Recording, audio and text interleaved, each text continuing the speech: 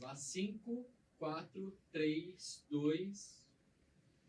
Sejam muito bem-vindos. Está começando mais um Content Podcast, podcast de gente que marca. Eu sou o Pedro Mendonça, o seu host. Então, já se inscreve no canal, ativa a notificação, faz todo aquele protocolo do YouTube para ajudar o nosso canal. Hoje eu tenho uma convidada internacional. Ela é CEO e cofundadora da Planet Smart City. Senhoras e senhores, Susana Marchionni. Muito obrigada. E falou também o nome certo, parabéns. Falei? Geralmente vira Marchionni aqui no Brasil, sim. Eu tentei, ali atrás eu tava treinando, né? Deu certo, parabéns. Tava treinando. Susana, eu sempre gosto de começar perguntando pro pessoal um pouco da trajetória. Uhum. Eu queria que você falasse pra gente um pouquinho da sua trajetória. Sim, antes de tudo, trabalhei o tempo todo na Itália até 10 anos atrás. Ou seja, uma italiana que 10 anos atrás de improviso se mudou para o Brasil. Eu sou economista, trabalhei sempre no setor imobiliário e, como falei, sempre na Itália. E depois começou a ideia, com meu sócio de sempre, Gianni, que é o nosso CEO global, de criar esse projeto. Sim. Foi quase um sonho no começo e me mudei para o Brasil, falando para minha mãe, mais ou menos 8, 10 meses e volto. E agora são 10 anos que moro aqui. Consegui o meu passaporte, portanto, uma ítalo-brasileira agora. De sotaque errado, mas ítalo-brasileira. Legal. E por que você fundou a Planet na Itália? E por que você mudou para o Brasil? O que foi? Foi algum projeto? Como é que foi isso? É o projeto mesmo. Eu cofundei a Planet com Gianni Savio. A ideia, sinceramente, foi dele. Eu me juntei com ele na loucura, eu brinco sobre esse assunto, mas a ideia foi dele. Ele começou a me falar, Susana, é de não acreditar, o mundo todo está começando a falar de cidades inteligentes e sempre voltadas para um padrão médio alto. Você pensa, por exemplo, em Masdar City, nos Emirados Árabes, $10.000 por metro quadrado, o preço de um apartamento. E ninguém pensa em cidades inclusivas, ovvero projetos que aqui no Brasil se chamam Minha Casa Minha Vida. Sim, em outros países exato. têm nomes diferentes, mas o conceito é o mesmo. E ele me falava, mas por que a gente não pode fazer um projeto para esse tipo de público? São números imensos. O Brasil tem 7 milhões de habitações que faltam, um déficit habitacional imenso. E a ideia surgiu assim. E de verdade me mudei sem nem falar português, sem saber nada de nada. Cheguei no Ceará. E aí, mas aí vocês já fizeram uma análise de projeto para já se mudar com esse projeto para fazer ele andar. A ideia era de fazer o projeto piloto no Brasil sem escolher ainda a área. Quando saiu uma matéria na revista The Economist, 10 anos atrás, que falava os 10 maiores lugares do mundo onde investir, uma era o Porto do Pecém, no Ceará. Portanto, me mudei pensando de fazer uma pesquisa de mercado e a pesquisa deu certo e aqueles 8 meses viraram já 10 anos de Brasil. Você veio para o Brasil, fez o projeto, e eu queria que você explicasse para o pessoal o que a Planet faz, né? É um serviço tão inovador e que muita gente desconhece. Então, Sim. Apresenta para o pessoal a Planet City. A Planet Smart City planeja e constrói bairros e cidades inteligentes e inclusivos. Vou tentar de explicar de uma forma mais simples e clara. Você pensa em um loteamento. Dentro desse loteamento você tem casas do programa Minha Casa Minha Vida. Perfeito. Só que a gente tem soluções smart integradas. Ou seja, falamos de 4 pilares fundamentais. A tecnologia, Sim. que você precisa sempre pensar como meio e não como um fim para mudar a vida das pessoas. O conceito de meio ambiente, que muitas vezes nesse tipo de projeto é esquecido. O planejamento urbano e a inclusão social. Vou com exemplos práticos. Você não compra simplesmente uma casa na Planet. Você tem um serviço de biblioteca de objetos, com furadeiras que você pode alugar gratuitamente. Você tem espaço de coworking, tem cozinha compartilhada, laboratório de costura, hortas urbanas, iluminação de LED, totem interativo para quem não tem celular. Um aplicativo gratuito para os moradores, que é o painel de controle da cidade. Gestão social, ou seja, um time nosso que trabalha pelo menos 2 anos a partir da chegada nos projetos dos primeiros moradores para as pessoas começaram a entender que viver em uma cidade inteligente é diferente, que eles podem se beneficiar. Por exemplo, seu próprio filho faz um curso de inglês gratuito, isso é fantástico, mas você tem deveres. Você precisa começar a pensar de cuidar da própria cidade, de pertencer ao lugar onde mora, de não fazer, sei lá, um andar a mais em casa sem um alvará, de pensar que uma área verde é casa, não é aquela terra de ninguém e você não cuida. Ou seja, um trabalho muito forte em parceria com os moradores para pensar que a gente não mora em uma casa, em um apartamento, a gente mora a cidade. E a cidade é um todo que a gente precisa começar a tratar da mesma forma da própria casa. Mas como que funciona isso na prática? É assim, a cidade entra em contato com a sua empresa ou, por exemplo, você tem parceria com construtoras, entra em contato? Como que é isso? Ou tem parceria público-privado? Como é que funciona? Projeto 100% privado e é a gente que constrói. Ou seja, eu vou escolher uma área. Faço todo o meu projeto de aprovação, toda a minha burocracia. Quando consigo as autorizações, eu mesma, Planet, começo a construção. E infraestrutura, casas e a segunda parte, aquela que eu considero a mais importante, a infraestrutura social, ou seja, essa interação do nosso gestor social com os moradores. E como que funciona essa parte social que você está falando? Como que é isso? O gestor social acompanha os moradores em um primeiro período com um intuito, as pessoas viver a cidade e pertencer. Portanto, criamos comissões de moradores, onde cada um pode escolher de participar. Não temos taxa de condomínio, porque não são condomínios fechados. E as pessoas criam esse comitê, portanto, pode ser comitê que cuida de problemas com a prefeitura, ou coleta de lixo, ou comitê de viagem, organização de festa, criar cursos. Cada necessidade dos moradores tem um comitê que acompanha a comunidade toda. E o nosso gestor social ajuda as pessoas a se empoderar, a fazer isso sozinhas. O gestor social é da própria empresa. É da própria empresa, é bancado para nós. E respondo a uma pergunta que todos começam a se fazer quando eu falo disso. Quando eu começo a dizer, eu tenho biblioteca de objetos, curso gratuito, gestor social, todos falam, como é que você banca isso? Porque se não tem taxa de condomínio, quem é que paga isso todo? É o seguinte, nós temos um aplicativo, como falei, que é painel de controle da cidade. Ou seja, festas, eventos, horário de programação da biblioteca. Falei de uma biblioteca de objetos. Você pode, dentro do aplicativo, escolher, por exemplo, uma furadeira, reservar ela. Depois, em cada horário do dia, você pode ir onde ela está guardada. Com um QR Code, você abre a fechadura eletrônica, pega e depois devolve. Dessa forma, meus moradores se cadastram no aplicativo, ou seja, eu tenho Big Data, informações. Isso me dá a possibilidade, dentro do aplicativo, de vender produtos e serviços. Isso pode gerar... Você vende para a própria comunidade ali. Exatamente, e recebo comissões. Eu faço um exemplo muito prático para você entender como funciona o negócio. Em um projeto italiano, em Milão, a gente tinha 800 apartamentos. A gente fez um leilão e quem ganhou foi a Electrolux. Ofereceram eletrodomésticos com um desconto de 40% para os moradores. Todos compraram, porque você nunca consegue sozinho 40% de desconto. A Electrolux nos pagou uma comissão para cada venda. Essa comissão, para mim, é parte lucro e parte volta para os moradores em termos de projetos sociais. Portanto, quando eu falo que tem laboratório de costura, workshop, curso de inglês, esses espaços são bancados para nós, como? Com as comissões que recebemos vendendo os produtos no aplicativo. E além do aplicativo, tem alguma outra fonte de receita?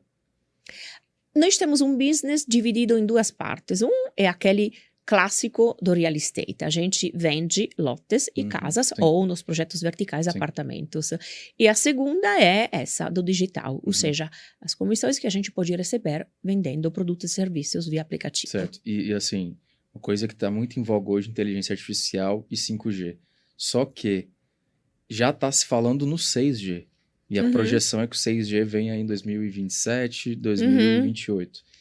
E aí eu já até vi alguns documentários de algumas cidades, talvez você conheça até melhor do que eu, algumas cidades chinesas que eles já fazem tudo conectado, já planejando, né, esse 6G, essa chegada do 6G. Vocês também já estão olhando para isso e tem projetos já nesse sentido?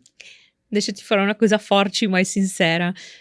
Eu no Brasil encontro projetos onde não tem nem água, nem esgoto. E quando eu falo a tecnologia precisa mudar a vida das pessoas, a gente precisa, pensando no Minha Casa Minha Vida, pensar em coisa muito mais simples. Eu tenho pessoas que às vezes não compram a casa porque a parcela da Caixa Econômica do empréstimo para comprar a casa é, sei lá, R$ 40 mais daquele que as pessoas podem comprar. Portanto, eu falo sempre que a tecnologia é um meio para mudar o dia a dia das pessoas. Quando uma pessoa pode vender, por exemplo, no aplicativo Bolos, ou a pessoa costura, eu não cobro uma comissão, e dessa forma eu estou gerando uma renda para não somente para os moradores, também que moram na região, porque, como eu falei, são projetos abertos, portanto, todos podem baixar o aplicativo e se beneficiar dos serviços da Planet. Nesse sentido, a tecnologia impacta a vida, impacta o dia a dia.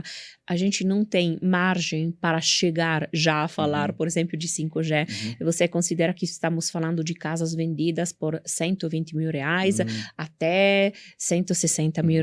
Ou seja, não temos essa margem para chegar naquele nível. Mas o básico, às vezes, infelizmente, ainda falta. Hoje, você falou do básico. Quais são as maiores dificuldades que quando você pega um projeto que você encontra?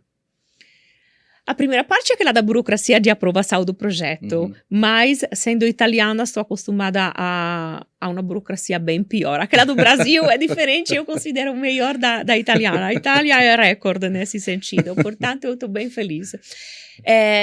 Depois, no começo, uma coisa que foi difícil mesmo foi as pessoas acreditar no projeto. Quando você começa a falar, você compra a casa, mas além disso, gratuitamente tem a gestão social, o aplicativo, serviços gratuitos, as pessoas não confiam mesmo. Pensam, é fraude, como é possível ter algo grátis? Porque é totalmente inovador, né? Sim, a inovação às vezes gera essa curiosidade, dúvidas, medos. Olha, um menino uma vez, não quero esquecer, me falou, tia Suzy, mas depois das eleições você fecha o cinema? Falei, não, eu não vou fechar o cinema não, de jeito nenhum. Ou seja, essa dificuldade em acreditar, principalmente esse tipo de público. Ou seja, tem pessoas que às vezes não são contempladas, não são ouvidas. Eu, muitas vezes, quando sento com criança, adoro fazer perguntas. A criança é muito sem filtros, a criança fala a verdade. Sim. E eu sempre peço, qual é o sonho de vocês? Quero ouvir os sonhos. E muitas vezes eu não ouvi respostas. Criança que fala, eu não tenho nenhum sonho. Ou, eu sonho de trabalhar na loja do lado de casa. E eu falo, esse não é um sonho, grande sonho é ser uma dançarina de balé, ou, sei lá, chegar até a lua, algo grande é sonho. E uma menina uma vez me falou, não quero esquecer, me falou, você é rica, pode sonhar, eu não. Isso é tipo uma facada, você pensa o que significa. Uma criança que pensa dessa forma é todo errado. É o mundo que está andando na direção errada. Portanto, a ideia é deixar a criança sonhar. É um dever, na minha visão, que a criança tenha essa possibilidade de sonhar. Portanto, fazer um projeto desse é algo que vai além de construir uma infraestrutura feita de ruas, iluminação, rede de água ou casas. É construir uma infraestrutura social, ou seja, envolver as pessoas, empoderar as pessoas, mostrar para a criança que ela pode, que ela tem direito. Os nossos espaços, se você tem a possibilidade, ou de nos visitar, ou de acessar o site, o nosso Instagram, e ver as imagens, a gente tem lugares lindos. O nosso hub de inovação, que é uma construção de mais de 1.000 metros quadrados, que dentro tem biblioteca, espaços compartilhados, cozinha compartilhadas, biblioteca. Esses espaços são lindos. E, às vezes, as pessoas quase entram pensando, será que depois eu preciso pagar? Será que é para mim ou será que não é? E depois, quando entendem que é um espaço compartilhado e gratuito, todos vêm. A criança chega toda arrumada, com meninas com unhas pintadas, com roupa linda. E a mensagem é exatamente essa. Esse lugar é lindo, você tem direito a isso, e você tem direito a crescer, a sonhar, a fazer na vida. Portanto, é um conceito que vai muito, muito além da simples construção da infraestrutura. Além da inovação, você está trazendo dignidade Sim, e desenvolvimento para aquelas pessoas. é isso. E diante de um projeto tão nobre, tão inovador, quando você chega na cidade, qual que é o nome da cidade? O primeiro projeto que você fez? O primeiro no Ceará se chama Smart City Laguna. Laguna. Porque é tão louvável tudo isso que a gente que vai descobrindo isso agora passa a ter interesse. Sim. E eu queria te perguntar se as cidades em volta passam a te procurar diante disso. Olhando, pô, mas peraí, vamos trazer isso para cá também. A gente realmente tem prefeitos que nos procuram porque chegamos com um projeto que de verdade impacta positivamente vidas e sendo que é aberto, beneficia uma região toda. Quando chega um projeto fechado, naturalmente não todos têm acesso. Sim. E eu pergunto, como você explica para uma criança de 5 anos o seu amiguinho vai jogar de futebol porque ele mora lá e tem o campo de futebol. Você não, você está fora do muro. É difícil entender, é muito difícil e provavelmente sem resposta a isso tudo.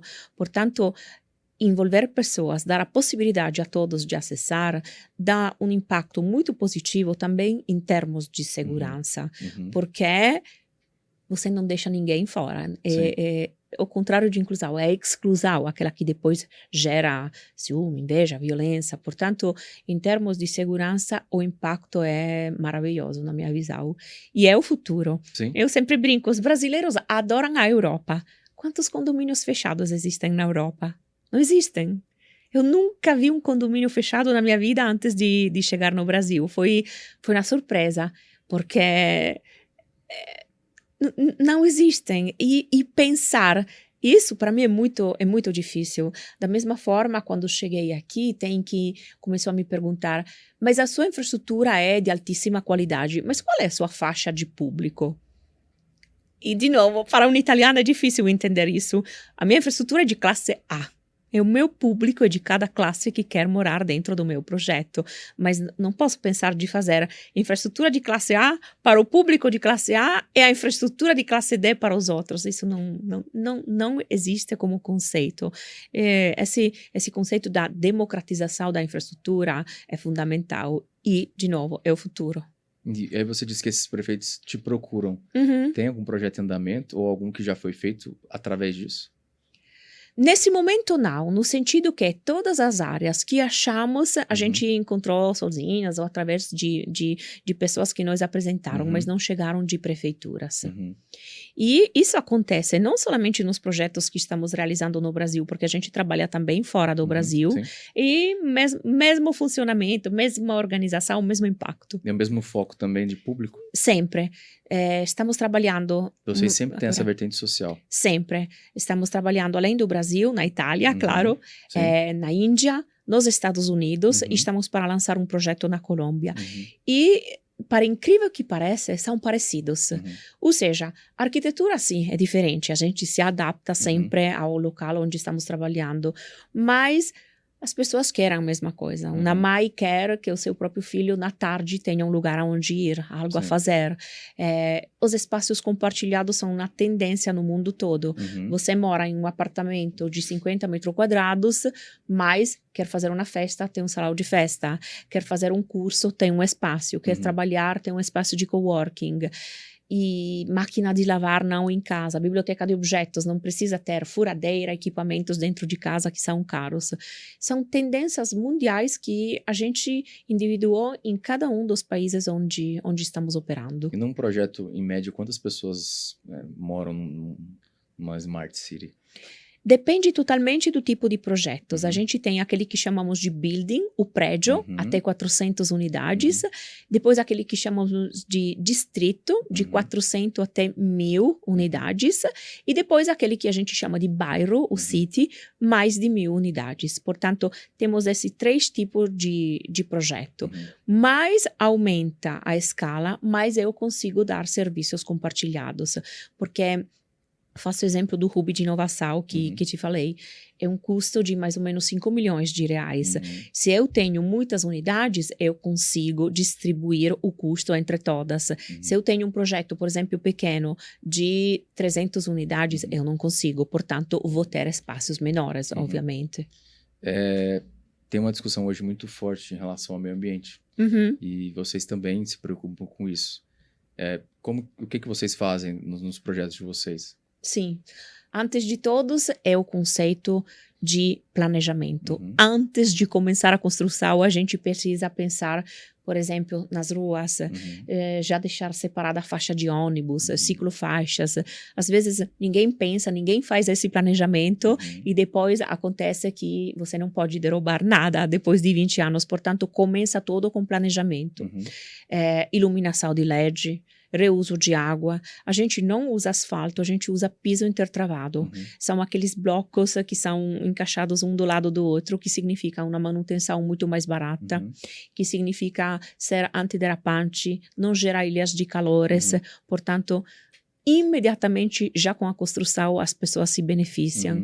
A gente trabalha com uma rede de drenagem que é de altíssima qualidade, com manilhas de 1,80 m. Quando chove, não tem água nas ruas. Ou seja, um cuidado que eu percebo, as pessoas às vezes são surpreendidas porque pensam, é altíssimo padrão esse, não é um projeto do Minha Casa Minha Vida. E aqui, de novo, é infraestrutura de classe A. Mas igual você está falando, estrutura de classe A é o futuro. Daqui a pouco todo mundo vai procurar isso. É isso. Porque é natural. Tá certíssimo ser, você. Né? Tem que ser, você falou Né? certo, tem que ser. Sim. E isso é natural. Sim. Eu cheguei a comentar aqui do 6G que o pessoal já tá olhando. E aí daqui a pouco essa conversa disso que você tá falando vai ser natural também. É isso. E aí você vai virar até referência no assunto aqui. Eu queria falar também do social. Porque você sempre teve essa vertente social. Por exemplo, não sei, de repente padres ou conselheiros ali, conselhos tutelares ou pastores têm acesso ali? Tem alguma coisa nesse sentido? Eu tô perguntando isso porque você falou muito do social. É a gente mesma que faz o acompanhamento dos moradores com a nossa gestão social. E o projeto é aberto para todos, ou seja, quem tem interesse de cada lugar que chegue é bem-vindo. Não estamos fechados para ninguém. E é um trabalho de inclusão social no sentido de não fechar para ninguém. Portanto, uma criança mora na Smart City, pode fazer o curso de inglês. Não mora na Smart City, pode fazer igualmente a inscrição no nosso aplicativo gratuito. Aqui em São Paulo é o mesmo foco também lá de Laguna. Ou não? É diferente, aqui é building. Em São Paulo são projetos verticais. Sim. Sim, a gente tem projetos com o mesmo conceito, ou seja, nada impede de ter biblioteca, espaços compartilhados, coworking, aplicativos, gestão social, funciona exatamente da mesma forma, só que é verticalizado. E vocês já pensaram assim na questão de externar esse aplicativo? Porque hoje quem está usando esse aplicativo são os moradores, né? Moradores e não moradores, então, que na Arejal pode usar.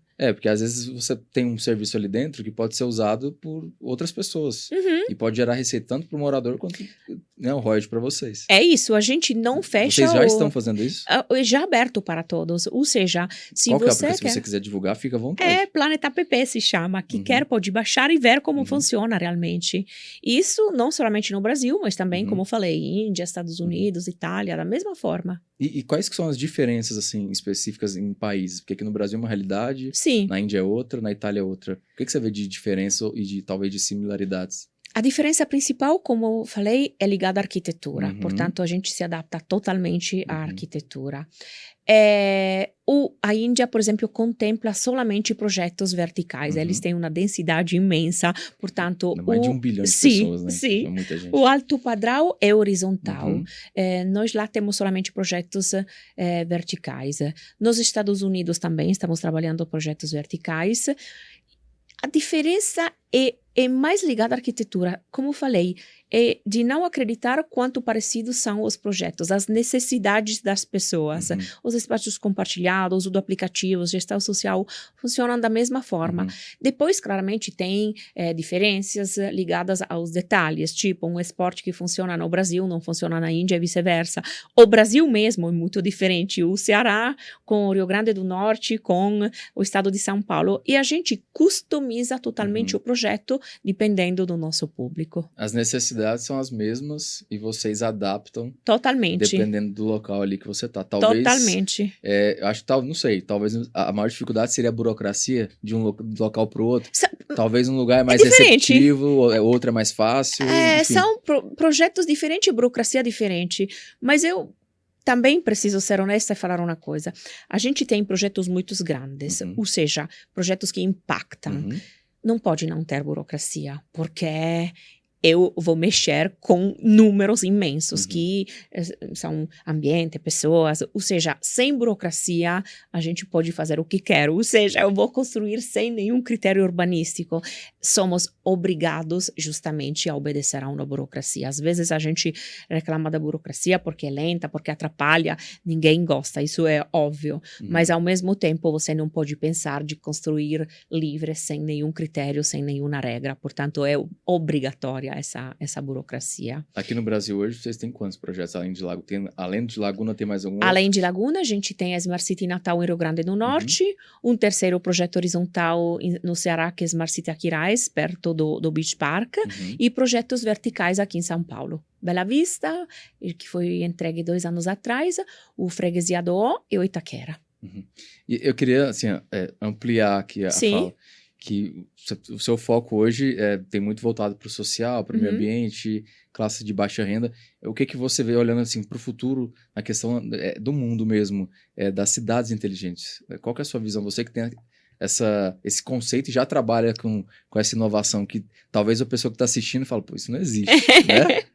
Existe sim, e é tendência, ou seja, nas cidades do futuro, a interação da tecnologia, da conectividade, dos espaços compartilhados e de atividades tipo essas da gestão social são indispensáveis. Eu acho que é o trend que não vai mudar, porque você entrega um projeto bacana, não tem gestão social, as pessoas não sabem como usar. Não é obrigatório conhecer o aplicativo ou saber que você pode usar um espaço e, da mesma forma, começar a pensar de forma diferente. Eu chamo essa catequização dos espaços comuns. Nós, não, é sério, nós latinos temos um conceito. Uma área comum é da prefeitura, ou seja, é de ninguém. Isso é errado.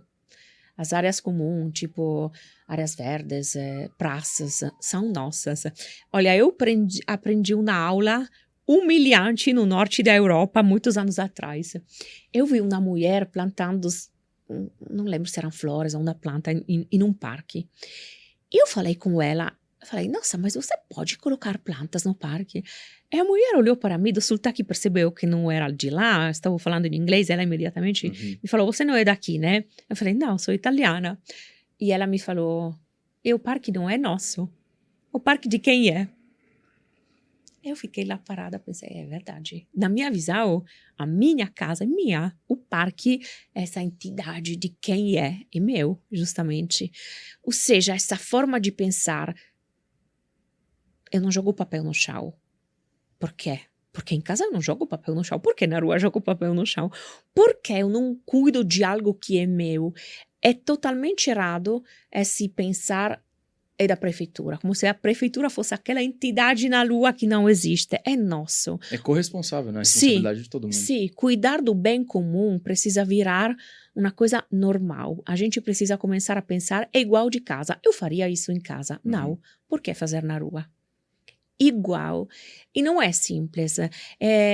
Sabe como é muito bacana fazer esse trabalho? Falar com a criança. A criança aprendeu bem com uma facilidade maravilhosa e depois leva isso para casa, fala para a família, fala para os pais.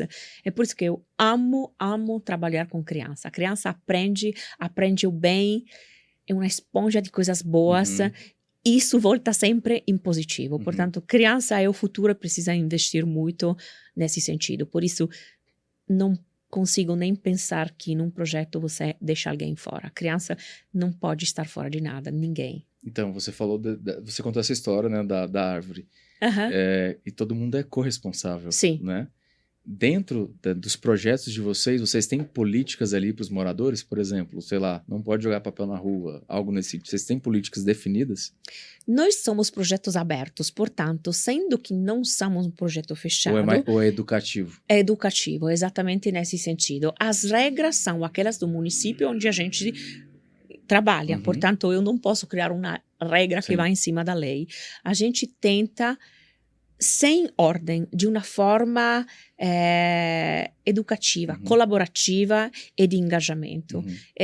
Olha, quando você fala para uma criança não fazer isso, sem explicar o motivo, ela quer fazer. Parece quase uma obrigação fazer. Quando você explica o motivo, e o motivo é bom, e ela entende, nunca vai acontecer. Ou seja, a educação, a cultura, o esporte, eu considero as 3 melhores formas de deixar acontecer. As coisas acontecem e com engajamento, ou seja, acontece de verdade. Quando é regra, quando é obrigação, não sempre o impacto é o mesmo em termos positivos. E quando a gente tem também esse senso de corresponsabilidade, né? Isso é para tudo. Sim, né? sim. Você falou que os projetos são 100% privados.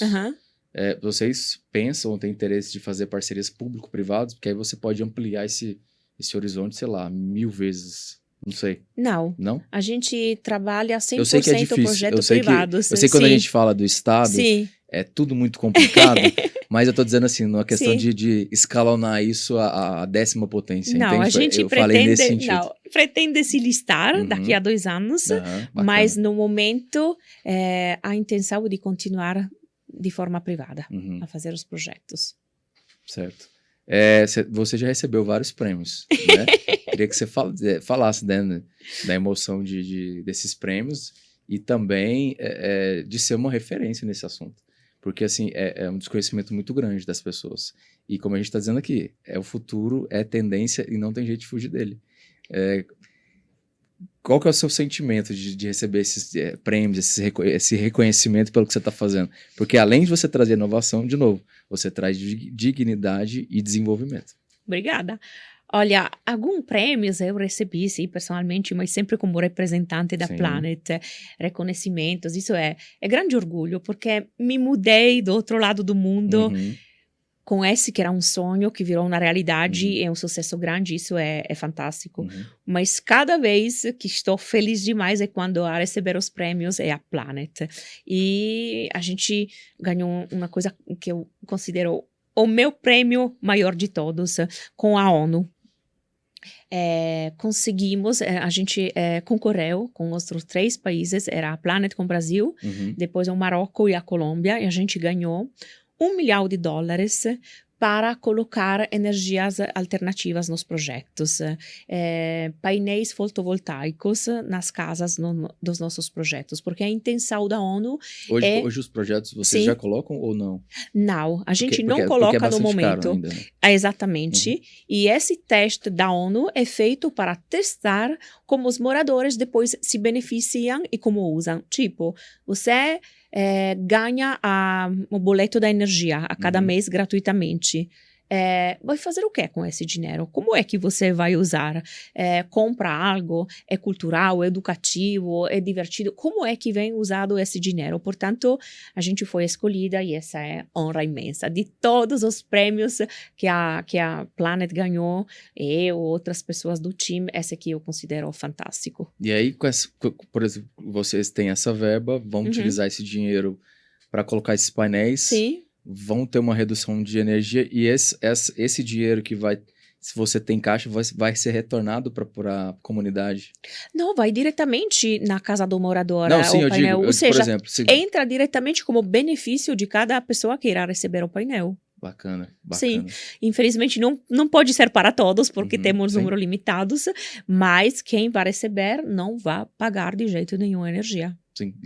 Eu queria falar um pouquinho de futuro. Você tem projetos em andamento que você pode falar? Sim. Ou o que você está pensando aí nos próximos 4, 5 anos? Projetos em andamento, a intenção é de chegar no Brasil todo, sinceramente o projeto é esse.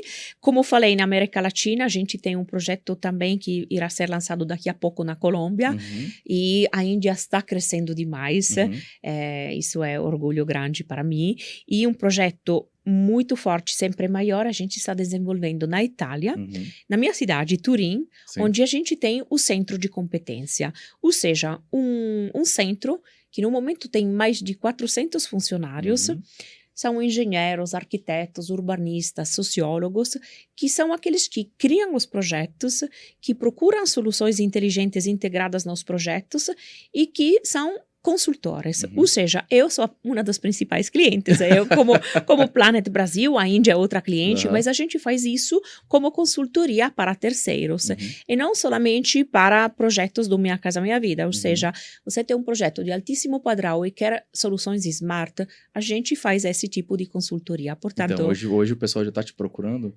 Na Itália, diretamente no centro de competência, ou alguém me procura aqui, eu repasso diretamente lá, no sentido que essa atividade é desenvolvida diretamente lá.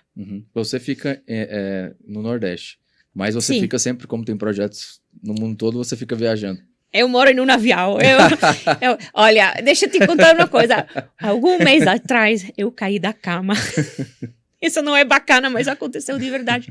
Caí da cama, porque quando me acordei, eu me lembrava de ser em um lugar. Na realidade, estava em um outro, estava do lado da cama errado e caí.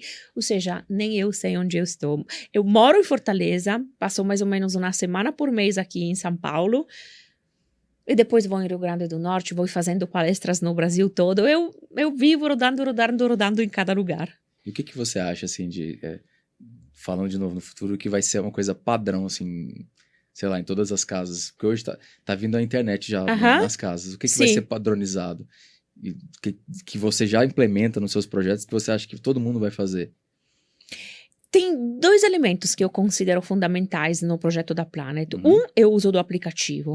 E 2, eu trabalho da gestão social. Eu considero os 2 carros-chefe do grupo. Coisas que em cada lugar a gente tem projetos horizontais, verticais, em cada país do mundo. São aqueles que mais impactam esses 2. E é um conceito bastante interessante, porque pode trazer receita para aquela comunidade, né? Também. Às vezes a gente pega um prédio, qualquer prédio aqui em São Paulo, se ele tem um aplicativo desse, de repente tem alguém ali que faz algum serviço e aquilo gera renda para todo mundo, enfim, então é... Exatamente isso. E olha, a gente cobra uma comissão para as empresas, ou seja, você quer vender, sei lá, eletrodoméstico, carro, seguro de vida, plano de saúde no meu aplicativo, você me paga uma comissão. Quando se trata de pessoas físicas, a gente não cobra uma comissão. Portanto, uma senhora que vende bolo no aplicativo, ela não paga uma comissão. Você faz a decoração de casa e você se coloca no aplicativo, você não me paga uma comissão. Ou seja, essa possibilidade de gerar renda para as pessoas é muito forte em termos de impacto. E qual que é a diferença de um projeto de alto padrão para esse de um padrão menor? Ou a estrutura é a mesma? A estrutura é a mesma, mas a quantidade de soluções integrada muda. Faço um exemplo muito claro. Nos projetos horizontais, eu coloco, por exemplo, as soluções que falei, iluminação de LED, infraestrutura de alta qualidade. Eu coloco, por exemplo, a câmera dentro do cinema e, quando você está em casa, pode ver o seu filho dentro do cinema via aplicativo. Eu não consigo bancar, por exemplo, as câmeras dentro de casa. Não tenho essa possibilidade. Que quer comprar câmeras ou sensores dentro de casa precisa pagar. Portanto, é uma verba a mais que precisa gastar. Se você faz um projeto de alto padrão, você consegue colocar uma quantidade de eficiências, de sensores, de coisas a mais que, diferentemente, você não consegue bancar. Aumenta o custo de construção por metro quadrado, portanto, você pode aumentar o número de soluções. E hoje, com essa explosão de inteligência artificial, hoje já tem auxiliado nos projetos de vocês também?